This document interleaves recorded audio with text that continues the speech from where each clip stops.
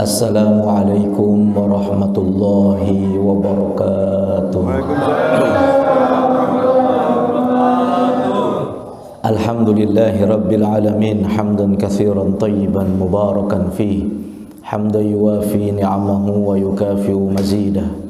Allahumma salli wa sallim ala nuril anwar wa sirril asrar wa tiryakil aghyar wa miftahi babil yasar sayyidina wa nabiyyina Muhammadin al-mukhtar wa alihi al-athhar wa ashabihi al-akhyar adada ni'amillahi wa ifdalihi.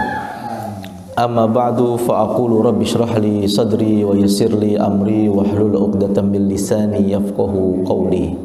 Nawaitu ta'alluma wa ta'lim wa tadhakkura wa tadhkir wal ifada wal istifadah wal naf'a wal intifa' wal hasala tamassuki bi kitabillah wa sunnati rasulillah wal dalalata 'alal khair wad du'a ila al huda ibtigha'an li wajhillahi wa mardatihi wa thawabihi wa qurbihi ta'ala. Ya Allah. Para hadirin jamaah Majlis Zikir Al-Isyraq yang semoga Allah terangi hati kita dengan cahaya keimanan, Allah terangi hati kita dengan cahaya ketakwaan, Allah terangi hati kita dengan cahaya hidayah dan taufik dari Allah Subhanahu wa taala, dan semoga sebagaimana Allah kumpulkan kita di tempat yang mulia, di bulan yang mulia, di acara yang mulia bersama orang-orang yang mulia, semoga nanti di hari kiamat Allah juga berkenan menjadikan kita orang yang mulia dan ditempatkan di tempat yang mulia, yaitu surganya Allah Subhanahu wa taala. Amin amin ya rabbal alamin. Melanjutkan rauhah kita dalam kitab Tadhkirun Nas, dan pada kesempatan pagi hari ini kita akan sama-sama mendengar zikru kalami Sayyidina Al-Imam Ahmad bin Hasan Al-Attas fin nikahi wa ma ta'allaqa bihi, yaitu tentang ucapan beliau, tentang kalam beliau yang berkaitan dengan nikah dan hal-hal yang berkaitan dengan pernikahan. Nah, pagi-pagi udah bahas nikah ini kita. Wah, ada Didi. Semoga yang pada belum nikah segera bisa mendapatkan jodoh yang saleh dan salehah. Yang sudah nikah semoga bisa nambah juga. Amin. Ada yang amin, ada yang enggak. Satu di Citra, satu di Jonggol. Cukup satu. Ini tipe lelaki setia berarti. Setiap tikungan ada. Setia. Pernikahan ini memang kita diciptakan oleh Allah Subhanahu wa taala itu berpasang-pasangan. Maka akan sangat aneh kalau ada orang yang ngejomblo seumur hidup gitu. Ya meskipun ada juga karena alasan-alasan tertentu. Tapi Allah sudah menekankan, Allah sudah menyatakan dalam Al-Qur'anul Karim, kata Allah, a'udzubillahi minasyaitonirrajim, subhanalladzi khalaqal azwaja kullaha mimma tumbitul ardu wa min anfusihim wa mimma la ya'lamun. Surat apa tuh? Surat Yasin. Subhanalladzi khalaqal azwaja, maha suci Allah yang telah menciptakan pasangan-pasangan. Segala sesuatu berpasang-pasangan. Kullaha, semuanya kata Allah. Segala sesuatu Allah ciptakan itu berpasang-pasangan.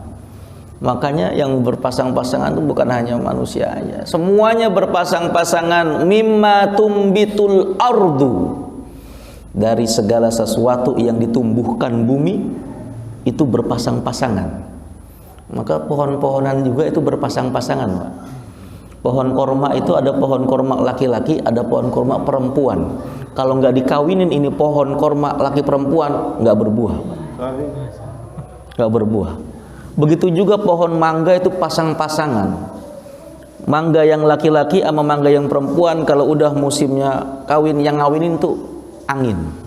Allah ngawinin melalui angin. Maka putik-putik bunga itu ditebar angin, maka terus nempel sama pasangannya dari pohon yang perempuan, maka tumbuhlah menjadi buah. Semuanya berpasang-pasangan. Begitu juga pohon ninjo, pasang-pasangan. Pohon sawo juga pasang-pasangan laki dan perempuan. Ciri-cirinya pohon sawo perempuan itu banyak kuntilanaknya.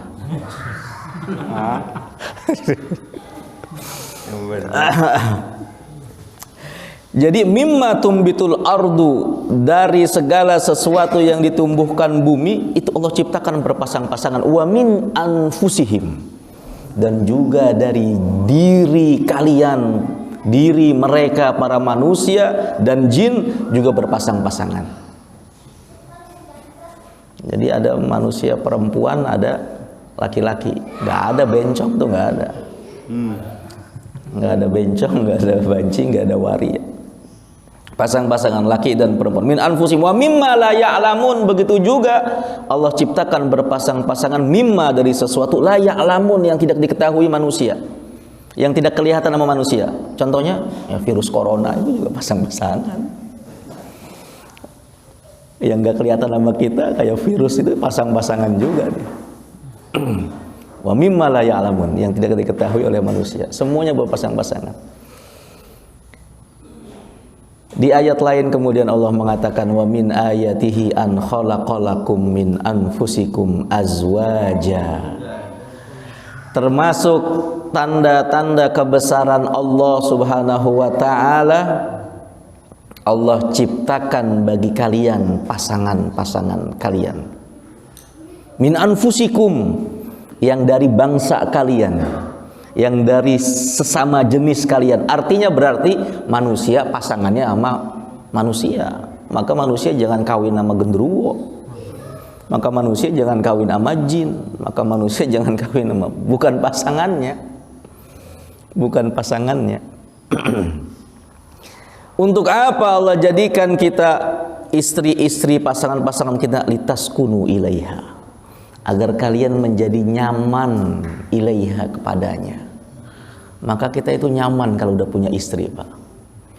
Kalau belum punya istri, duit gaji berapa aja bawaannya habis saja. Betul nggak? Bawaannya habis. Tapi begitu punya istri, itu bisa cukup, bahkan bisa buat nabung. Ya meskipun ada juga yang habis, ya ada juga. Kalau masih habis juga nambah lagi. Karena ada sahabat Rasulullah begitu. Ya Rasul, katanya Allah Subhanahu wa taala itu sudah berfirman bahwa kalau kita menikah itu akan dicukupkan oleh Allah. Yughnihimullahu min fadli. Akan Allah kayakan, akan Allah cukupkan. Tapi saya udah nikah ini kok ternyata masih belum cukup, masih belum kaya. Ya kawin lagi, kata Rasulullah, kawin lagi. Kawin lagi, betul, dia kawin lagi karena yang merintah Rasulullah, dia nikah lagi. Ternyata masih juga. Ya Rasul, ini romannya dengkul udah somplak begini masih. Nikah lagi, sampai nikah 4 kali baru terus kemudian. Langsung kemudian Allah kemudian berikan kehidupan. Begitu datang kepada Rasulullah, ya Rasul, saya ini ada hadiah. Waduh, hidupku sudah berubah, sudah alhamdulillah berubah ya Rasulullah. Dengan menikah 4 kali. Makanya yang hidupnya masih belangsak, nambah aja lagi. Benar itu. Karena kata Allah Subhanahu wa taala, wa ankihul ayama minkum. Nikahkanlah orang-orang jomblo di antara kalian. Wassolihina min ibadikum wa imaikum, dan orang-orang yang soleh di antara hamba-hamba sahaya kalian. Iyakunu fuqara, andai mereka itu miskin, fakir, bahkan ayatnya mengatakan bukan miskin, fakir. Karena miskin sama fakir itu ada kakak nih. Yang lebih parah itu yang fakir. Iyakunu fuqara yughnihimullahu min fadli, maka akan Allah kayakan, akan Allah cukupkan mereka min fadli, dari karunia Allah Subhanahu wa taala. Itulah mengapa sebabnya seluruh makhluk-makhluknya Allah kecuali jin dan manusia, mereka pada kawin biasa aja berani. Kita lihat ayam gak usah mikir, jam 7 pagi udah kawin 4 kali. Punya anak 11 semuanya hidup, gak ada yang kelaparan ya.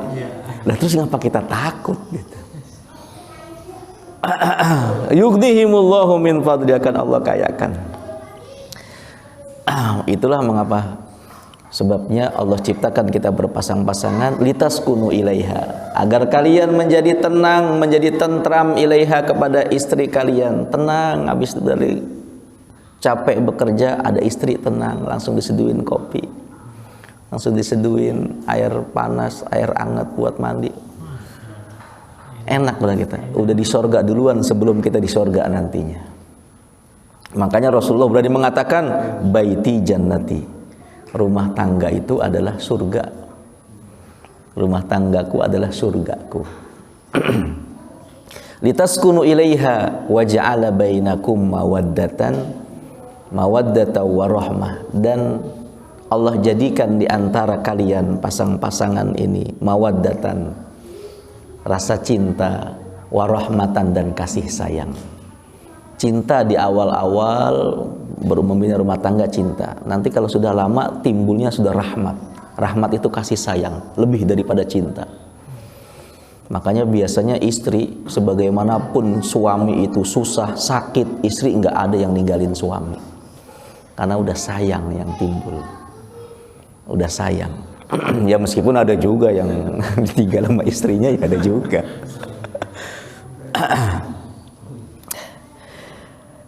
Nah, lalu Al-Imam Ahmad bin Hasan Al-Attas mengatakan di sini, quri'a ala sayyidi radhiyallahu anhu fil kifayah. Satu ketika ada majlis ilmu, di situ dibaca satu kitab Al-Kifayah, kitab dalam ilmu fikih. Apa yang dibaca? Makhtass bihin nabiyyu sallallahu alaihi wasallam, sesuatu yang menjadi keistimewaan Rasulullah.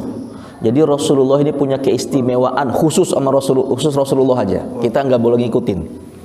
Semuanya nggak boleh ngikutin. Keturunan-keturunan beliau juga nggak boleh ngikutin. Ini khusus Rasulullah sallallahu alaihi wasallam. Apa itu kekhususan Rasulullah dalam hal nikah? Min jawazin nikahilahu, berupa diperbolehkannya Rasulullah menikah bila waliyin, tanpa wali, wala syuhudin, dan tanpa saksi,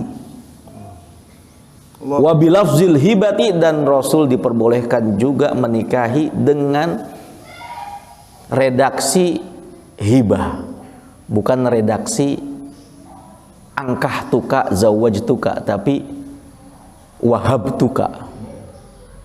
Artinya Rasulullah ini yang pertama keistimewaan beliau dalam hal pernikahan, beliau itu bisa diperbolehkan oleh Allah menikah tanpa adanya wali. Kenapa kok Rasulullah tanpa wali boleh menikahkan? Karena Allah sudah memberikan kekhususan dalam Al-Quran. Allah mengatakan an-nabiyyu aula bil mu'minina min anfusihim. Nabi itu lebih aula, lebih utama daripada jiwa-jiwa orang-orang yang beriman. Artinya Nabi itu kan ayah daripada orang-orang yang beriman. Istri-istrinya Rasulullah itu adalah ibu daripada orang-orang yang beriman. Makanya semenjak begitu Rasulullah meninggal, nggak boleh ada yang menikah dengan istrinya Rasulullah. Allah. Karena mereka tuh ummahatul mukminin, ibunya orang-orang beriman. Masa anak mau nikah sama ibu? Maka haram hukumnya para istrinya Rasulullah yang masih hidup, Rasulullah telah wafat, itu haram dinikah oleh para sahabat yang ketika itu hidup. Karena mereka itu bimartabati ummi, derajatnya itu ibu bagi orang-orang yang beriman. Rasulullah wali, Rasulullah bapak bagi orang-orang yang beriman. Karena beliau bapak, maka beliau berhak, mempunyai hak lebih daripada kita, anak-anaknya Rasulullah Shallallahu Alaihi Wasallam. Nah, dari sinilah lalu kemudian salah seorang ulama mengatakan, maka ketika seseorang itu bersolawat kepada Nabi, Allahumma sholli ala Muhammad wa ala ali Muhammad, semoga Allah melimpahkan solawat kepada Rasulullah dan juga kepada keluarga Rasulullah. Sebagian ulama mengatakan maka masuk juga semua orang mukmin yang soleh-soleh ini masuk ke dalam keluarga Nabi Muhammad. Karena Rasulullah adalah ayah bagi para orang-orang mukmin. Maka jangan pelit-pelit kita bersolawat. Jangan solawat hanya Allahumma sholli ala Muhammad saja, tapi sertakan juga tuh wa ala ali Muhammad, sertakan juga. Ya diterima sholawat setengah gitu. Nah iya itu dia bukannya buntung sholawatnya. Sholawatnya buntung. Makanya Imam Syafi'i mewajibkan sholat itu nggak sah tanpa adanya sholawat kepada keluarga baginda Nabi besar Muhammad Sallallahu Alaihi Wasallam. Makanya sholawat kita itu pasti pas tahiyat, Allahumma sholli ala Sayyidina Muhammad wa ala ali Sayyidina Muhammad. Kama shollaita ala Ibrahim wa ala ali Sayyidina Ibrahim. Kalau Nabi boleh nikah tanpa wali, boleh nikah tanpa saksi. Kita nggak boleh. Meskipun dijelaskan juga di sini ada perbedaan pendapat di kalangan madzhabul arba'ah. Di kalangan umat Imam Hanafi, Imam Maliki, Imam Syafi'i, itu juga ada beberapa perbedaan pendapat. Apa perbedaannya? Dijelaskan fal imamu Syafi'i yashtaritul waliyah. Imam Syafi'i mensyaratkan bahwa dalam pernikahan itu agar nikahnya sah harus ada wali. Harus ada wali. Makanya dalam fikih Imam Syafi'i yang kita anut ini, nikah itu rukunnya harus ada calon mempelai pria, calon mempelai wanita, harus ada wali, harus ada saksi, 2 orang saksi, dan harus ada ijab qabul. Insyaallah. Imam Syafi'i mensyaratkan itu semuanya. Wal imamu Abu Hanifah, sedangkan Imam Abu Hanifah yashtaritu syuhuda wala yashtaritul wali. Imam Abu Hanifah mensyaratkan harus adanya saksi, harus disaksikan oleh banyak orang, tapi wali nggak harus, kata beliau. Nah, ini ilmu baru buat kita nih, langsung dipraktekin ntar lagi. Tanpa adanya wali. Adapun wal imamu Malik, sedangkan Imam Malik la yashtaritu syuhud, tidak mensyaratkan harus disaksikan orang banyak. Berarti nikah siri, nikah diam-diam gitu. Menurut beliau sah. Tapi kata beliau meskipun tidak disyaratkan saksi, tapi bal yashtaritul i'lan, harus diumumkan bahwa hari ini ada pernikahan ini, disebar lewat WA, hari ini ada pernikahan ini. Diumumkan setelahnya apa? Diumumkan setelahnya, diumumkan. Kalau setelahnya berarti ya bersaksi dong pada beliau. Setelahnya lewat WA, dia nggak hadir di majelis akad tuh. Iya, setelahnya diumumkan. Diumumkan. Ya, bukan sebelumnya. Begitu. Setelahnya. Ya.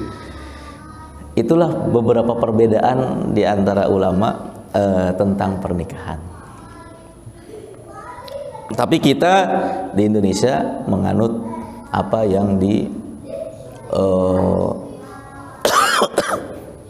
yang menjadi pendapatnya Imam Syafi'i, bahwa nikah itu tidak sah jika tidak memenuhi rukun-rukun nikah, yaitu ada yang mempelai laki-laki, mempelai perempuan, 2 orang saksi, adanya wali, lalu kemudian ijab qabul.